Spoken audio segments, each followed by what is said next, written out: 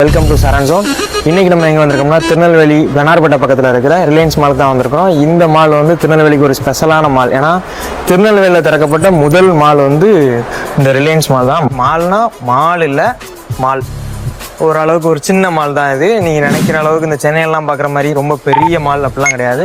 இது ஒரு குட்டி மால். நான் காலேஜ் படித்த டயத்தில் தான் வந்து இந்த ரிலையன்ஸ் மால் வந்து திறந்தாங்க. அப்போலாம் ரொம்ப ஃபேமஸாக இருந்த மாதிரி இருந்தது. இப்போ ஓரளவுக்கு நார்மலாக பலசர ஜாமான் இந்த மாதிரி தான் இருந்தது. இப்போ இன்னும் கொஞ்சம் அதிகமாக கொண்டு வந்திருப்பாங்கன்னு நினைக்கிறேன். இன்றைக்கி நம்ம அதை போய் பார்க்கலாம்.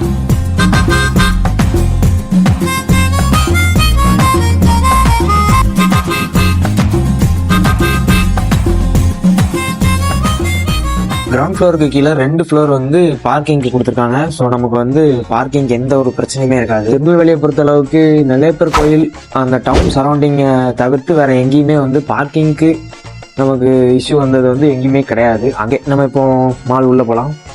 மாலில் தான் அதிகமாக எக்ஸ்பெக்டேஷன் பண்ண வேண்டாம். இது வந்து ஒரு குட்டி மால். அவ்வளோ கிரவுண்ட் ஃப்ளோரில் தான் நிறைய வச்சுருக்காங்க. க்ரோசரி ஐட்டம், அப்புறம் ட்ரெஸ்ஸு, செப்பல்ஸு, பிளாஸ்டிக் ஐட்டம்ஸ் எல்லாமே வந்து கிரவுண்ட் ஃப்ளோரில் தான் இருக்குது. பாருங்கள், இந்த டேட்டோ ஷாப் கூட கீழே வச்சுருக்காங்க. ஆனால் நாம இப்போ ஃபர்ஸ்ட் போகிறது வந்து ஃபுட் கோர்ட்டு. அது வந்து செகண்ட் ஃப்ளோரில் வச்சுருக்காங்க. நாம இப்போ ஃபர்ஸ்ட் ஃப்ளோர் வந்துட்டோம். இங்கே வந்து கவரிங் ஜுவல்லரிஸ்க்கான அந்த ஜுவல்லரி ஷாப்பு, அப்புறம் பர்ஃப்யூமு எல்லாமே இருக்குங்க. அப்புறம் ஃபர்ஸ்ட் ஃப்ளோரில் தான் வந்து நம்ம வீட்டுக்கு தேவையான டிவி, ஃப்ரிட்ஜு, வாஷிங் மிஷின் இந்த மாதிரியான ஹோம் அப்ளையன்ஸ் எல்லாமே வந்து ஃபர்ஸ்ட் ஃப்ளோரில் தான் வச்சுருக்காங்க. அதை நான் வீடியோவில் பின்னாடி காட்டுறேன். ஸோ ஃபைனலாக நம்ம செகண்ட் ஃப்ளோர் வந்துட்டோம். இங்கே தான் ஃபுட் கோர்டு இருக்குது. இந்த ரைட்டில் இருக்குல்ல, அதான் ஃபுட் கோர்டுன்னு நினைக்கிறேன். ஃபுட் கோர்டில் வந்து ஆளே இல்லை. ஏன்னா நம்ம வந்த டைம் வந்து 11:30. இருந்தாலும் பரவாயில்ல, நம்ம அப்படியே சுற்றி பார்ப்போம். ரைட்டில் பார்த்தோம்னா இது வந்து கிட்ஸ் ஓனா. நீங்களும் குட்டி பசங்கள்லாம் கூப்பிட்டு வந்தீங்கன்னா இங்கே கொஞ்ச நேரம் அப்படியே விளையாட வைக்கலாம். இதுக்கு வந்து 1 ஹவருக்கு ஒரு சைல்டுக்கு 150 சார்ஜ் பண்ணுவாங்களாம். ஆனால் அந்த பசங்க எல்லாருமே இதுக்கு உள்ளே வந்ததுக்கப்புறம் ஃபுல்லாக எக்ஸைட்மெண்ட் ஆகிட்டாங்க. இப்போ பாருங்கள், இந்த குட்டி பசங்க எந்த வருஷம் வரான்னு.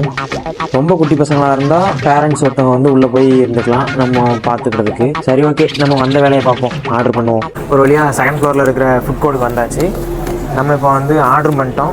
நம்ம ஆர்டர் வரதுக்கு கொஞ்சம் டைம் ஆகும்னு சொல்லியிருக்காங்க.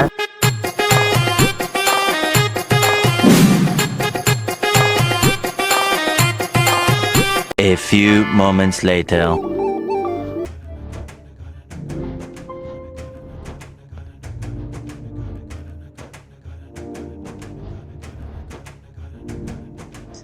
நம்ம ஆர்டர் பண்ணது வந்துருச்சு. அதாவது நம்ம சொன்ன காம்போ வந்து ஒரு சிக்கன் பர்கரு, அப்புறம் அந்த ஃப்ரெஞ்ச் ஃப்ரைட் ரைஸ், அப்புறம் 2 விங்ஸு, இது அப்புறம் இது எல்லாமே சேர்த்து நமக்கு வந்து 300 வருது. இதை நம்ம இப்போ டேஸ்ட் பண்ணி பார்ப்போம். இந்த போறப்பு தான் நல்லா ருசிச்சு சாப்பிட கிடைச்சது.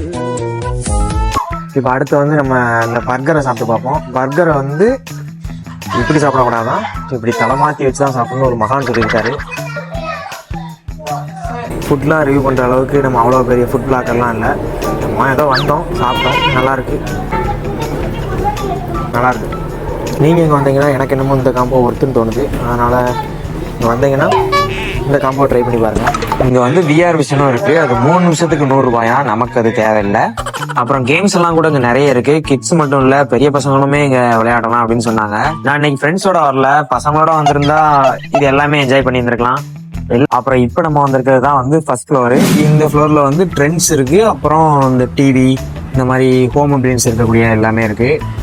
இங்கே பாருங்கள், எல்லா பிராண்டு டிவியுமே வந்து ஷோ பண்ணியிருக்காங்க. விதவிதமாக கலர் கலராக வச்சுருக்காங்க. எல்லாமே விதவிதமாக சோப்பு சீப்பு கண்ணாடி.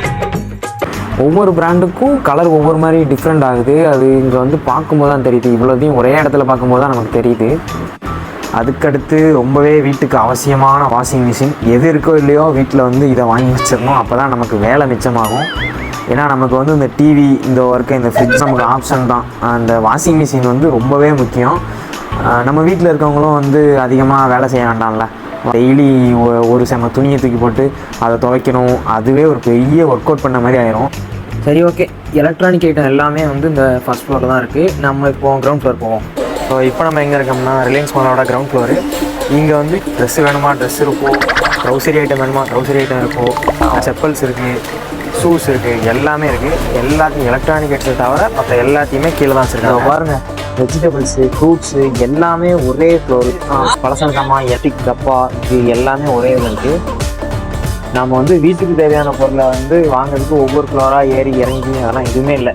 மொத்தமாக ஒரே ஃப்ளோரில் இது இந்த ஸ்மார்ட் பஸாருக்கு ஒரு ஆடு மாதிரி இருக்கும்னு நினைக்கிறேன். நான் சொல்றது எல்லாமே அதுதான் எனக்கே தோணுது. ஆனால் ரிலையன்ஸ் ஸ்மார்ட் பஸாருக்கு வந்து ஆடு தேவையில்லை, எனக்கு தெரிஞ்சு தேவையில்லை. ஏன்னா நிறைய பேர் வந்து வாங்குறாங்க. அப்புறம் இந்த ட்ரெஸ்ஸஸும் வந்து கிரவுண்ட் ஃப்ளோரில் தான் வச்சுருக்காங்க. அதாவது க்ரோசரி ஐட்டமாக நம்ம வாங்கணும் அப்படின்னா இந்த ட்ரெஸ்ஸஸ் எல்லாம் தாண்டி போய் தான் வாங்கணும். அந்த பிஸ்னஸ் ஸ்டாட்டிக்கில் வச்சுருக்காங்களா என்னன்னு தெரியல. இதெல்லாம் அப்படியே பார்த்துக்கிட்டே போய் தான் அடுத்து நம்ம போய் க்ரோசரி ஐட்டம் நம்ம வீட்டுக்கு தேவையான பொருளெல்லாம் வாங்குற மாதிரி இருக்கும். அப்புறம் எனக்கு ஒரு கிராக்ஸ் பார்த்தேன், இது எனக்கு பிடிச்சிருந்தது. அங்கே இருக்கிறதுல இது கொஞ்சம் பெட்டராக இருந்தது. சரி வாங்கிடலாம் அப்படின்னு சொல்லி ஒரு முடிவு பண்ணி போய் பில்லு போடுறதுக்கு போனேன். அங்கே ரொம்ப க்ரௌடாக இருந்தது. 300 ரூபா தான் வந்தது. இருந்தாலும் க்ரௌட் அதிகமாக இருந்ததுனால அந்த லைனில் வெயிட் பண்ணி வாங்கவே வேணான்னு திருப்பி கொண்டு போய் அதே பாக்ஸில் போட்டேன். இது தடவை இல்லை, இது மாதிரி நிறைய தடவை நடந்திருக்கு.